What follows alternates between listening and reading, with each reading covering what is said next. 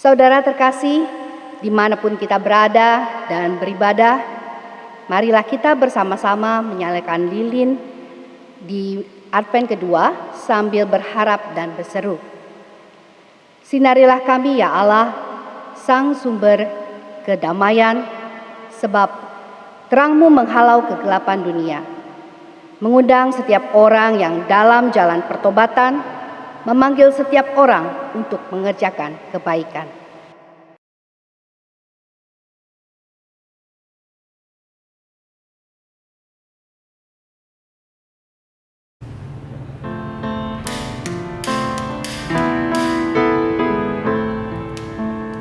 Yesus, terang-Mu pelita hatiku, jangan kegelapan menguasaiku. Yesus, terang-Mu pelita hatiku, biar selalu ku sambut cinta-Mu. Yesus, terang-Mu pelita hatiku, jangan kegelapan menguasaiku. Yesus, terang-Mu pelita hatiku, biar selalu ku sambut cinta-Mu.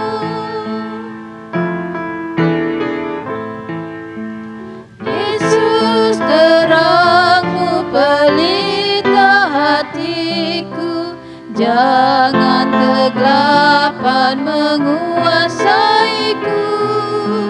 Yesus, terang-Mu pelita hatiku, biar selalu ku sambut cinta-Mu.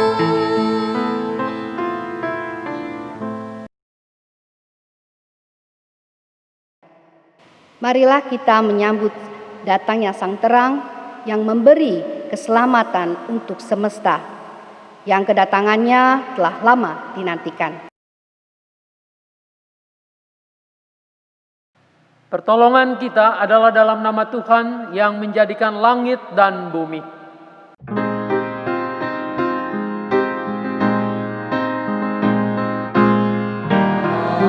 Amin, amin, amin,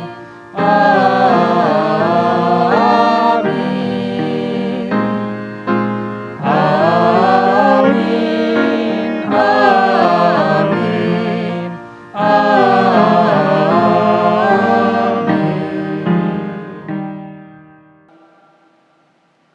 Tuhan beserta saudara. Kapan terakhir kali kita menanti sesuatu? Bagaimana perasaan dan suasana hati kita saat itu? Menanti dapat menjadi kegiatan yang paling membosankan, atau sebaliknya menggairahkan, tergantung pada apa yang kita nantikan dan sikap kita dalam menantikannya. Ketika orang tua menantikan kelahiran anak-anak mereka memanfaatkan momen itu untuk mempersiapkan segala sesuatu keperluan yang dibutuhkan dengan hati yang berdebar dan dipenuhi sukacita. Ketika dua orang sahabat yang telah lama berpisah dan akhirnya dipertemukan kembali, mereka menanti momen tersebut di pertemuan itu dengan penuh sukacita dan pengharapan. Dan ketika umat manusia menantikan datangnya Sang Juru Selamat, momen penantian itu seharusnya menjadi momen yang paling menggairahkan dan mengembirakan. Sebagaimana Yohanes Pembaptis menggunakan momen penantian akan kedatangan Kristus dan mempersiapkan jalan baginya, kita juga perlu terus menghayati Sang Juru Selamat yang sudah datang, sedang datang, dan yang akan datang itu. Sayangnya terkadang kita lengah dan kehilangan kepekaan akan kehadiran Sang Juru Selamat. Dalam kehidupan kita, dan kita juga tidak lagi menanti-nantikan dengan antusiasme yang sama kedatangan kembali Sang Anak Manusia untuk mengadili dan menyelamatkan dunia. Kita membiarkan bumi kita rusak, sesama kita menderita, dan orang-orang lemah terus tertindas. Bila hari kedatangan itu tiba, bagaimana kita mempertanggungjawabkan pemberian itu di hadapannya? Mari kita mengakui segala dosa kita dalam doa pengakuan dosa.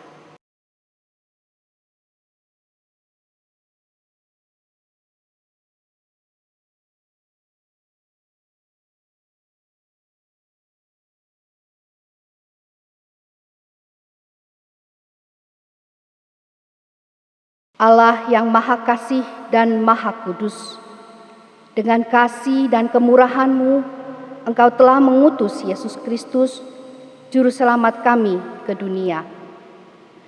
Kami sering menyuruhkan betapa berharganya keselamatan dari-Mu, namun tindakan dan sikap kami justru menunjukkan sebaliknya. Kami tidak lagi menanti-nantikan dan menyambut Engkau. Bahkan kerap kali kami menghindari-Mu, karena kami sadar akan kesalahan dan dosa-dosa kami. Ampuni kami ya Tuhan, yang sering kurang menghargai anugerah-Mu.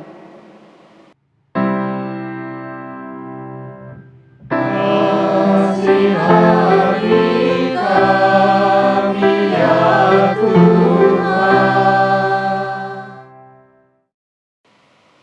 Di dalam nama Kristus kami berdoa. Bagi kita yang telah mengakui dosa-dosa kita, pengampunan Kristus tersedia bagi kita. Terimalah berita anugerah menurut 1 Petrus 2 ayat yang ke-24 sampai 25. Demikian bunyinya, Ia sendiri telah memikul dosa kita di dalam tubuhnya di kayu salib, supaya kita yang telah mati terhadap dosa hidup untuk kebenaran. Oleh bilu-bilunya kamu telah sembuh, sebab dahulu kamu sesat seperti domba, tetapi sekarang kamu telah kembali kepada gembala dan pemeliharaan jiwamu. Di dalam Kristus engkau telah diampuni. Damai Kristus bagimu.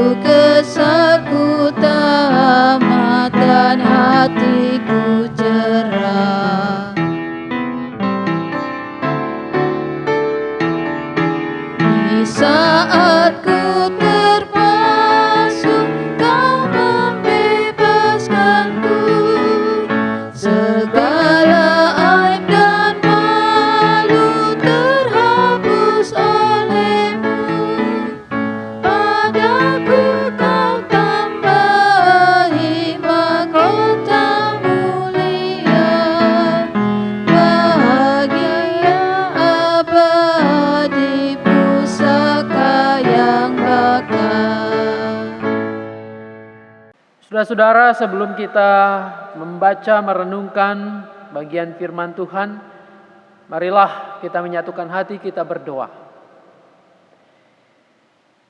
Penantian kami pada hari ini menginjak hari atau minggu Advent yang kedua. Biarlah di tengah-tengah pengharapan yang sering kali memudar, Engkau tetap meneguhkan kami supaya terus dapat menantikan kedatangan-Mu.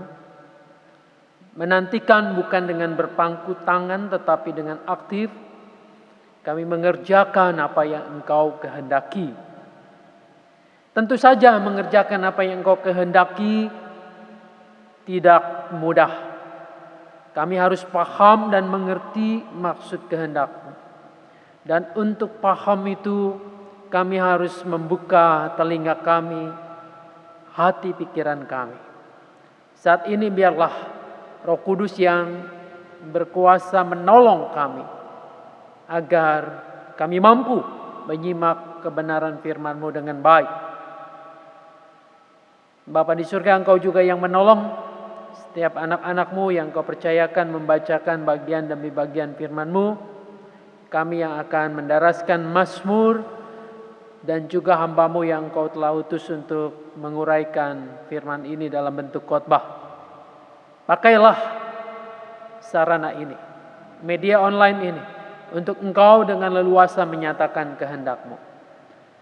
Di dalam nama Tuhan kami Yesus Kristus, Sang Firman yang sesungguhnya yang kami nantikan itu, kami berdoa kepada Bapa di sorga. Amin. Bacaan pertama diambil dari Yesaya 40 ayat yang ke-1 sampai yang ke-11. Yesaya 40 ayat yang ke-1 sampai yang ke-11. Hiburkanlah umatku, demikianlah firman Allahmu. Tenangkanlah hati Yerusalem dan serukanlah kepadanya, bahwa perhambaannya sudah berakhir, bahwa kesalahannya telah diampuni, sebab ia telah menerima hukuman dari tangan Tuhan 2 kali lipat karena segala dosanya. Ada suara yang berseru-seru, persiapkanlah di padang gurun jalan untuk Tuhan, luruskanlah di padang belantara jalan raya bagi Allah kita. Setiap lembah harus ditutup dan setiap gunung dan bukit diratakan. Tanah yang berbukit-bukit harus menjadi tanah yang rata dan tanah yang berlekuk-lekuk menjadi dataran. Maka kemuliaan Tuhan akan dinyatakan dan seluruh umat manusia akan melihatnya bersama-sama. Sungguh Tuhan sendiri telah mengatakannya. Ada suara yang berkata, berseru-serulah. Jawabku, apakah yang harus kuserukan? Seluruh umat manusia adalah seperti rumput, dan semua semaraknya seperti bunga di padang. Rumput menjadi kering, bunga menjadi layu, apabila Tuhan menghembusnya dengan nafasnya. Sesungguhnya lah bangsa itu seperti rumput. Rumput menjadi kering, bunga menjadi layu. Tetapi firman Allah kita tetap untuk selama-lamanya. Hai Sion, pembawa kabar baik, naiklah ke atas gunung yang tinggi. Hai Yerusalem, pembawa kabar baik, nyaringkanlah suaramu kuat-kuat, nyaringkanlah suaramu, jangan takut. Katakanlah kepada kota Yehuda, lihat, itu Allahmu, lihat, itu Tuhan Allah. Ia datang dengan kekuatan dan dengan tangannya ia berkuasa. Lihat, mereka yang menjadi upah jeripayahnya ada bersama-sama dia, dan mereka yang diperolehnya berjalan di hadapannya. Seperti seorang gembala, ia menggembalakan kawanan ternaknya dan menghimpunkannya dengan tangannya. Anak-anak domba di pangkunya, induk-induk domba dituntutnya dengan hati-hati. Demikianlah sabda Tuhan.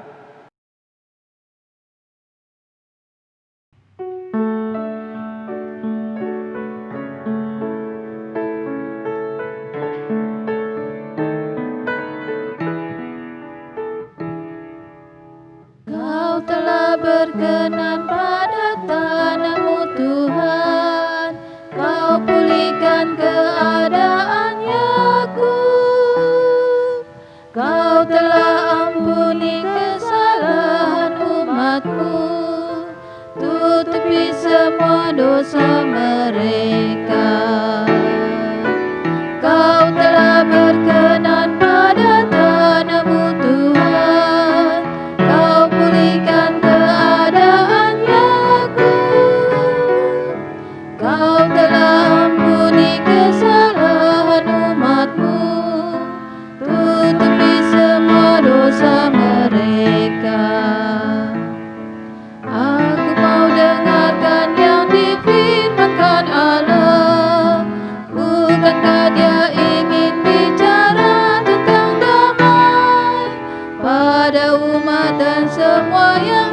dikasihinya, agar tak kembali pada kebodohan.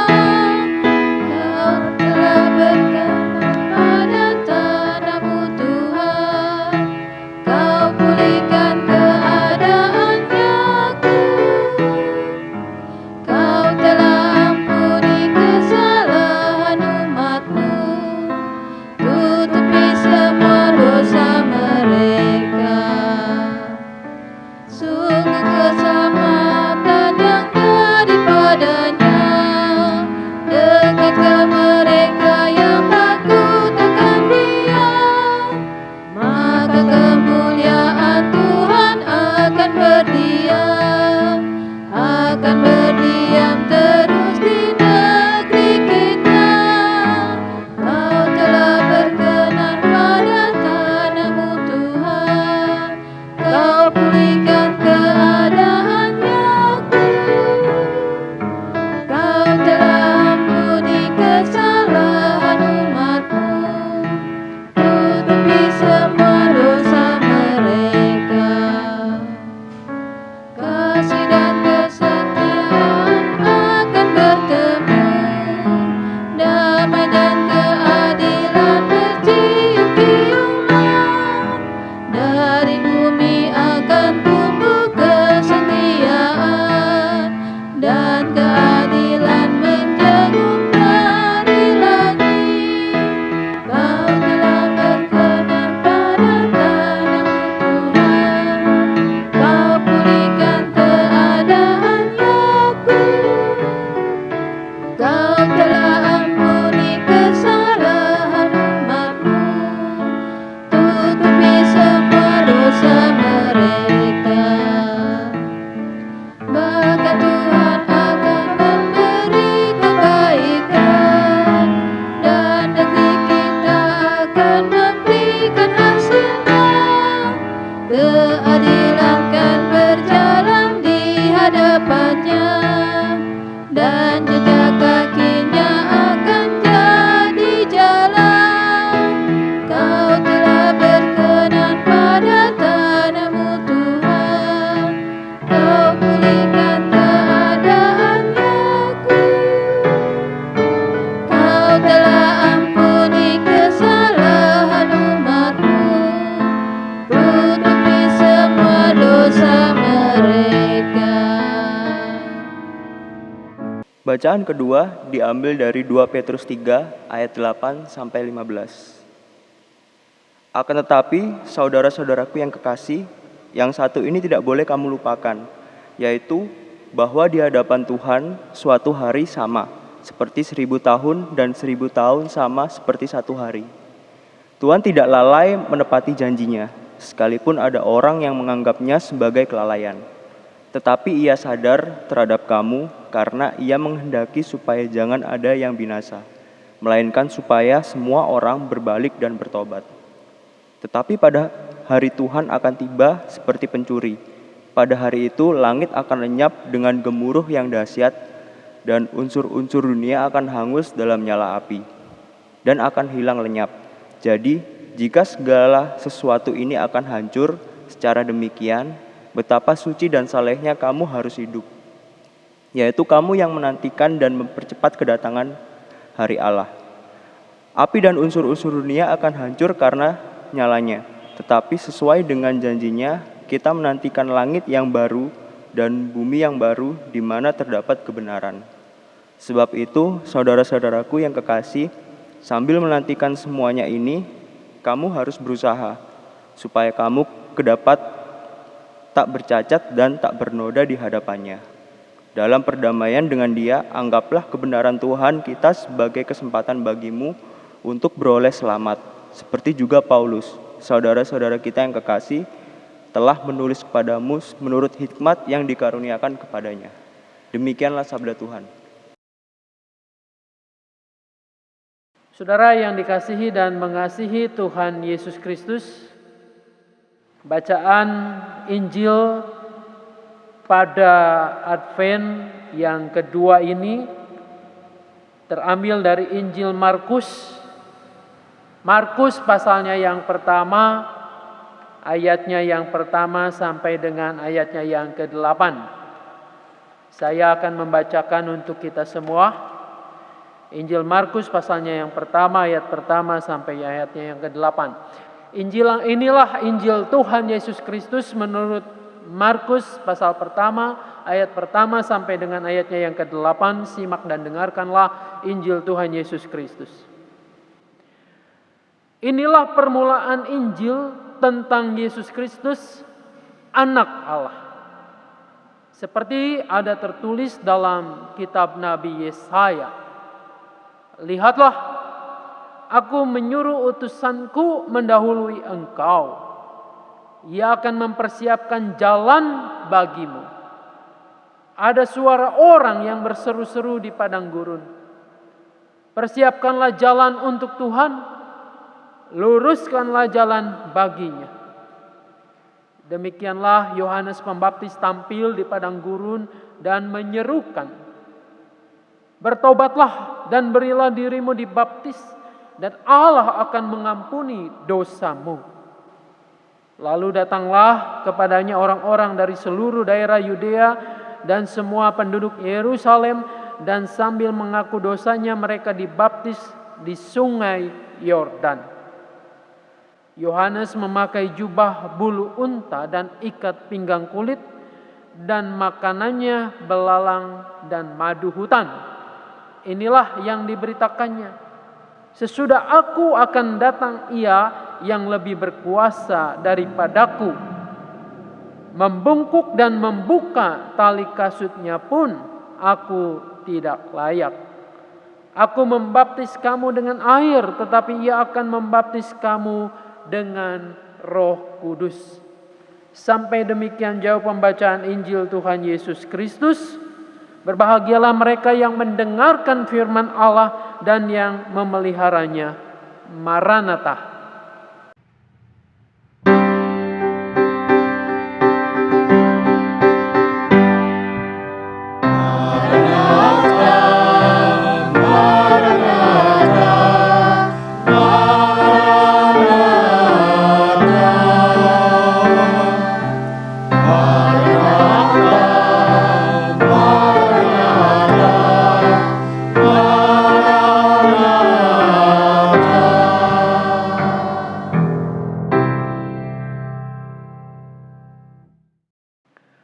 Saudara yang dikasihi dan mengasihi Tuhan Yesus Kristus. Kalau lilin ini kita menyalakan 2 buah. Itu artinya menandakan bahwa kita memasuki Minggu Advent yang kedua. Mudah-mudahan di rumah Anda juga melakukan hal yang sama. Lilin hanya penanda saja bahwa kita memasuki Minggu Advent yang kedua ini. Kita masih menanti. Menanti dengan aktif. Itulah tema yang bersama-sama kita gumuli. Saudara-saudara, kalau kita bertanya atau ditanya pekerjaan yang paling menjemukan, membosankan itu apa? Sangat mungkin Anda dan saya akan menjawab bahwa pekerjaan itu adalah menanti. Saudara-saudara, adakah menanti yang tidak membosankan? Sebenarnya ini bergantung kepada perspektif kita, pandangan kita terhadap sosok yang dinanti dan dengan cara apa kita menantikan. Kalau tadi kita ingat di kata pembuka, saudara-saudara, kalau seorang calon ayah, calon ibu menantikan kelahiran dari bayi yang dikandung sang ibu itu, pasti ia akan melakukan berbagai hal. Mungkin memeriksakan kesehatan rutin ke dokter kandungan. Mungkin juga menyiapkan perlengkapan-perlengkapan bayi yang akan lahir. Dan saya pikir ketika saya mengingatnya pun dulu, kami melakukannya dengan sukacita. Bahwa ada sesuatu yang dikerjakan dengan penantian itu. Ada pengharapan yang bercampur baur dengan kegembiraan. Ada sesuatu yang ekspresi cinta kasih itu kita kerjakan. Sama halnya juga ketika Anda mungkin punya seorang sahabat. Sahabat yang tinggal di luar kota, luar negeri, yang sudah lama sekali tidak bertemu. Lalu kemudian suatu saat ia berjanji akan mengunjungi Anda. Pasti ada penantian, dan penantian itu pun juga terkandung di dalamnya pengharapan. Ada kegembiraan di dalam menantikan. Ada sesuatu yang kita akan lakukan, kerjakan. Misalnya saja menyiapkan segala sesuatu yang ia sukai. Masakan, lalu kemudian tempat-tempat yang bisa kita ajak berkunjung dan lain sebagainya. Ada sesuatu yang kita siapkan. Menanti dengan aktif. Tidak selalu menanti itu berpangku tangan, berdiam diri. Nah, saudara yang dikasihi dan mengasihi Tuhan Yesus, saya kira dalam masa-masa penantian ini jugalah bahwa Tuhan menginginkan Anda dan saya untuk menanti, bukan hanya berpangku tangan, menanti dengan berkeluh kesah dan kemudian kita mengatakan bosan. Bukan itu. Melainkan mengerjakan segala sesuatunya, menanti dengan aktif. Kemarin dalam minggu Advent yang pertama kita diingatkan tentang penantian dalam pengharapan. Pertanyaannya kemudian yang selalu muncul, khususnya pada masa pandemik sekarang ini, pada masa-masa yang sulit ini, masih adakah pengharapan itu? Masih relevankah kita berbicara tentang pengharapan ketika sebagian besar usaha kita gagal, bisnis kita hancur, orang-orang yang kita andalkan terbaring sakit atau tidak berdaya dan bahkan pergi untuk selamanya? Masih relevankah pengharapan itu di tengah-tengah ancaman-ancaman disintegrasi bangsa, di tengah kebencian dan berbagai sentimen diskriminatif?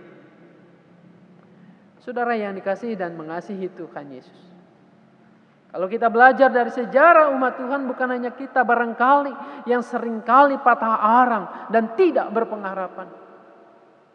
Umat Tuhan juga pernah mengalami masa-masa kelam, masa-masa yang tidak mudah. Dalam bacaan pertama kitab Yesaya 40 itu terungkap bagaimana penderitaan umat Allah, ketiadaan pengharapan mereka. Ketika sebagai umat pilihan yang mereka yakini itu, mereka harus dibuang. Pembuangan ke Babel. Bukan dalam waktu 1-2 tahun, 10-20 tahun, bukan itu. Tetapi mereka harus menjalaninya 70 tahun. Bayangkan 70 tahun hidup dalam penjajahan, hidup dalam kuasa penindasan bangsa lain. Dan sewaktu-waktu mereka bisa saja dilenyapkan. Bukan hanya disiksa tetapi dibantai, dibunuh. Saya tidak bisa membayangkan selama kurun waktu itu. Kita saja yang waktu 1 tahun kurang saja mengalami pandemik ini, sudah begitu banyak orang yang depresi, yang stres, yang tidak tahu harus bagaimana, yang bisanya menyalahkan sana sini.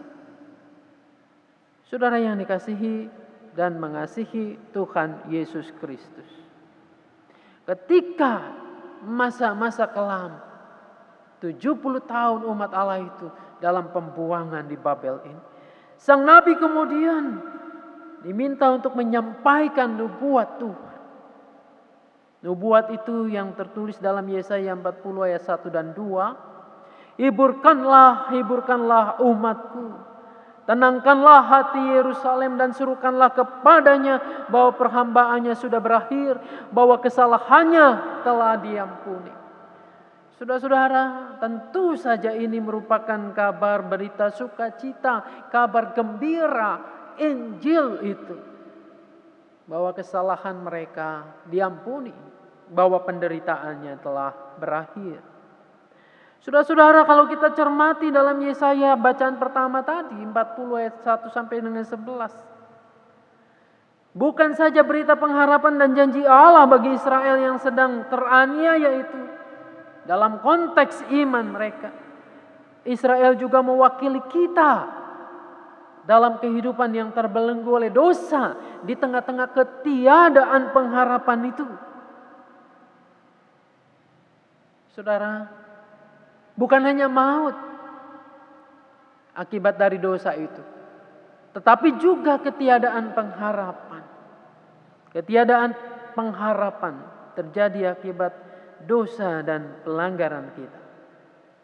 Dalam perspektif atau konteks iman, Israel mewakili kita dalam kehidupan yang terbelenggu oleh dosa itu, yang seringkali mudah frustasi dan tidak adanya pengharapan. Oleh karenanya nubuat Nabi Yesaya ini merupakan juga sebuah pengharapan akan janji Allah, bukan hanya pada umat masa lalu, melainkan pada diri kita, Anda dan saya. Ya, janji yang holistik menyeluruh untuk sebuah kehidupan yang dipulihkan. Janji ini bukanlah pengharapan utopis, pengharapan yang sia-sia yang tidak pernah tergenapi, bukan. Dalam keyakinan iman kita, janji itu telah digenapi sepenuhnya dalam diri Sang Mesias, Yesus Kristus, terang dunia yang kita nantikan itu. Saudara-saudara, kutipan dari Yesaya 40 ayat 3 dalam Markus yang pertama ayatnya yang ketiga menjadi makin besar artinya bila kita simak dalam konteks tulisan Nabi Yesaya pada masa itu. Yesaya 40 ayat 1 dan 2 yang memperdengarkan berita sukacita. Hiburkanlah umatku. Demikianlah firman Tuhan itu. Saudara-saudara, dalam hal ini kalimat penghiburan ini mungkin juga ditujukan untuk kita pada masa saat ini, sekarang ini. Begitu sang Nabi menyampaikan pesan ilahi kepada kekuatan-kekuatan surgawi itu yang mengajak untuk menghiburkan umat yang dalam ketiadaan pengharapan ini, pada waktu itulah juga sebenarnya kuasa Tuhan, kuasa pemulihan itu sedang mengalir. Saudara-saudara, ayat 3 dari Yesaya pasal 40 ini, sang Nabi menyebut dirinya sebagai suara yang berseru, menyampaikan kepada kekuatan-kekuatan ilahi, kekuatan-kekuatan surgawi tadi, agar mereka juga mempersiapkan jalan, meluruskan lorong-lorongnya, meratakan baginya perjalanan itu. Bagi Markus, suara yang berseru-seru itu adalah Yohanes Pembaptis. Jelas, penulis Injil Markus sangat yakin betul bahwa yang berseru-seru di padang gurun itu kini tampil dalam wujud Yohanes Pembaptis yang menyerukan kepada umat pada waktu itu untuk bertobat, untuk meluruskan jalan, meratakan jalan bagi Tuhan. Jelas, saudara-saudara, meluruskan jalan, lalu kemudian menutup lubang, meratakan jalan, bukan makna harafiah, tetapi ini adalah simbol dari makna spiritualitas yang seharusnya lurus kepada Tuhan, yang seharusnya tidak bengkok ke kiri, ke kanan, atau bahkan menduakan Tuhan. Disinilah sang Nabi menyerukan untuk kita menyiapkan jalan ini. Saudara-saudara, dalam tema kita adalah menanti dengan aktif, maka disinilah tugas kita. Pada waktu dulu Yohanes Pembaptis adalah sosok yang mempersiapkan jalan itu, dan ia menyerukan kepada setiap orang untuk pertobatan, sehingga pengharapan yang baru itu akan datang.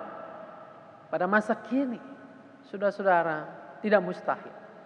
Anda, saya, kita semua adalah Yohanes Pembaptis pada masa kini, yang seharusnya aktif menyuarakan, menyerukan pertobatan itu, Bahkan pertobatan itu bukan hanya diserukan, tetapi diwujudkan dalam diri kita masing-masing. Sehingga pengharapan yang kita nantikan itu bukan pengharapan utopia, bukan pengharapan yang sia-sia, tetapi pengharapan yang nantinya akan terwujud nyata dalam kehidupan nyata yang kita sama-sama dambakan ini. Nah, saudara-saudara, jadi menanti dengan aktif di sini adalah bagaimana kita mengoreksi kehidupan kita. Kita menyiapkan jalan yang baik, melakukan kehidupan yang baik, yang lurus, yang rata untuk kedatangan Tuhan itu. Kesempatan ini mari kita gunakan dengan baik. Periksa hati kita, diri kita. Adakah sesuatu yang salah, yang keliru, yang bengkok di hadapan Tuhan? Disitulah saatnya kita berbenah diri. Berbenah untuk menyambut kedatangannya. Agar kehidupan, agar pengharapan, perubahan yang lebih baik dapat kita nikmati bersama-sama. Disinilah dalam konteks zaman justru di tengah-tengah mungkin sulitnya setiap orang punya pengharapan. Anda dan saya diminta untuk hadir mendatangkan pengharapan, untuk membereskan, untuk meluruskan apa yang bengkok itu. Biarlah Tuhan menolong, menyertai kita dalam menanti kedatangannya. Tuhan memberkati kita. Amin.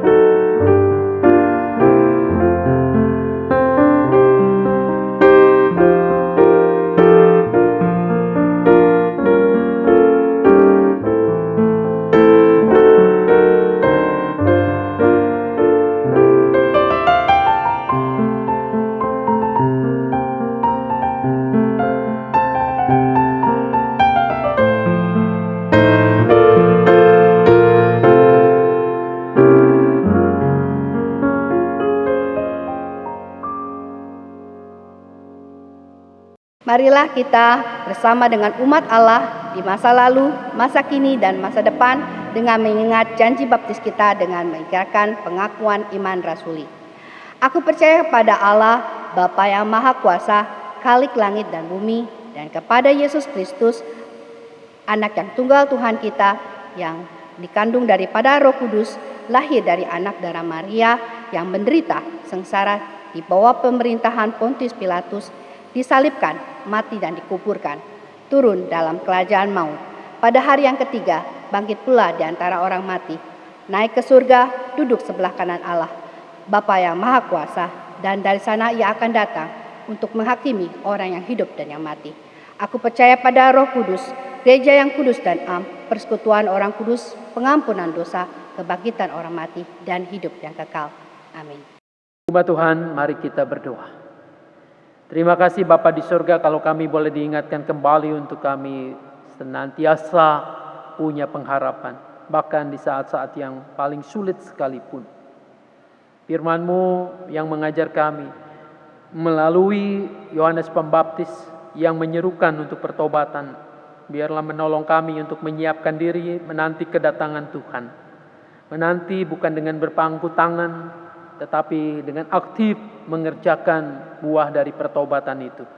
Agar jalan yang akan kami tempuh bersama-sama melalui kehadiran Tuhan Yesus Kristus itu menjadi jalan yang lurus. Tuhan, kami berdoa untuk setiap kondisi keadaan pada masa kini. Biarlah Tuhan sendiri juga yang menolong, menghadirkan pengharapan itu, pemulihan itu bagi dunia yang kami hidupi bersama ini. Penanganan pandemi COVID-19 ini biarlah juga semakin hari semakin memperlihatkan hasilnya. Teman, saudara-saudara kami, kerabat kami yang pada saat ini masih dalam perawatan.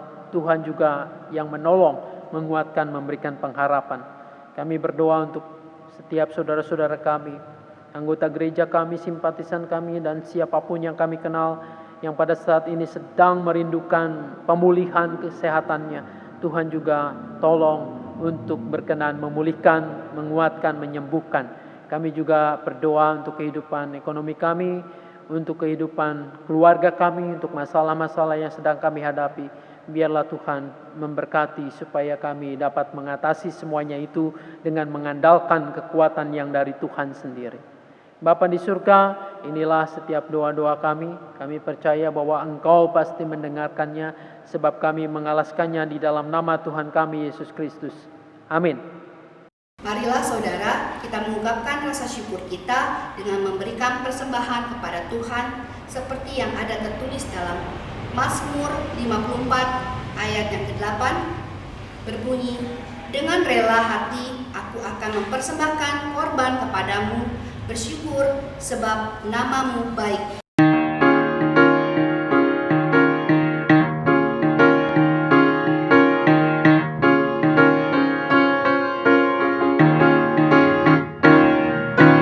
Tabur waktu pagi, tabur benih kasih, tabur waktu siang, ku sampai senja. Nantikan tuaian pada musim panen, kita kan bersuka bawa berkasnya, masuk lumbungnya. Kita kan bersuka bawa berkasnya, masuk lumbungnya. Kita kan bersuka bawa berkasnya.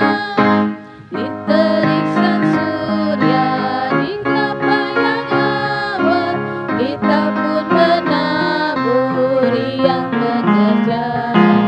Nanti panen tiba, tugas akan usai, kita kan bersuka bawa berkasnya, masuk lumbungnya. Kita kan bersuka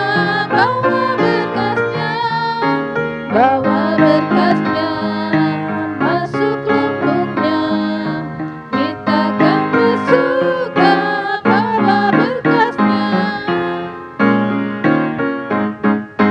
Maju walau sukar, tabur bagi Tuhan, biar jiwa raga susah dan lelah. Sampai akhir nanti kita disambutnya, kita kan bersuka bawa berkasnya, masuk lumbungnya. Kita kan bersuka bawa berkasnya, masuk lumbungnya. Kita kan bersuka bawa berkasnya. Mari kita bungkus dalam doa. Bapa di surga, terima kasih ya Tuhan atas berkat dan anugerah yang Kau berikan kepada kami. Terima kasih ya Tuhan, jikalau kami diberi kesempatan pada saat ini memberikan persembahan. Berkati dan juga Kau kuduskan ya Tuhan, dan sehingga ya Tuhan, terutama ya Tuhan majelis bisa diberikan kesempatan untuk mengolah dan juga untuk menjadikan ya Tuhan alat di tangan-Mu untuk gereja Mangga Besar ya Bapa. Bapa, kami serahkan ya Tuhan persembahan ini, biarlah kami jadikan persembahan yang hidup dan berkenan kepadamu. Terima kasih, di dalam nama Yesus Kristus kami mengucap syukur. Amin. Saudara-saudara, juru selamat datang untuk membawa kelegaan bagi kita, bahkan dunia ini. Mari kita menantikannya dengan aktif, dengan mempersiapkan jalan bagi kehadiran Sang Mesias, melalui tindakan, sikap, dan tutur kata kita.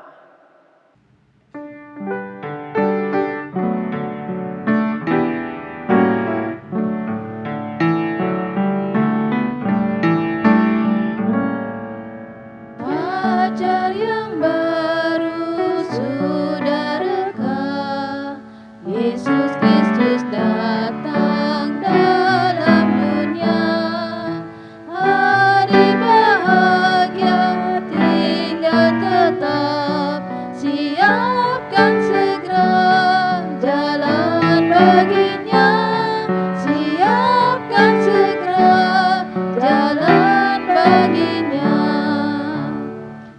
Kabar yang baik nyanyikanlah, Yesus Kristus datang dalam dunia. Suara yang nyaring pun bergema, siapkan segera jalan baginya. Siapkan segera jalan baginya.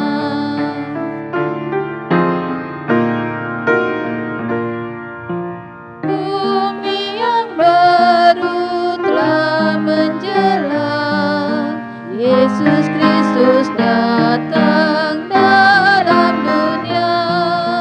Damai sejahtera tak berselang, siapkan segera jalan baginya. Siapkan segera jalan baginya. Arahkanlah hatimu kepada Tuhan. Jadilah saksi Kristus.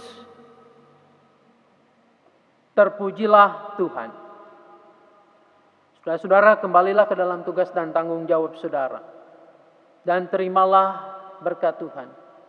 Kiranya Allah Bapa, Anak dan Roh Kudus mengaruniai engkau gairah dan kesanggupan dalam menantikan Sang Juru Selamat.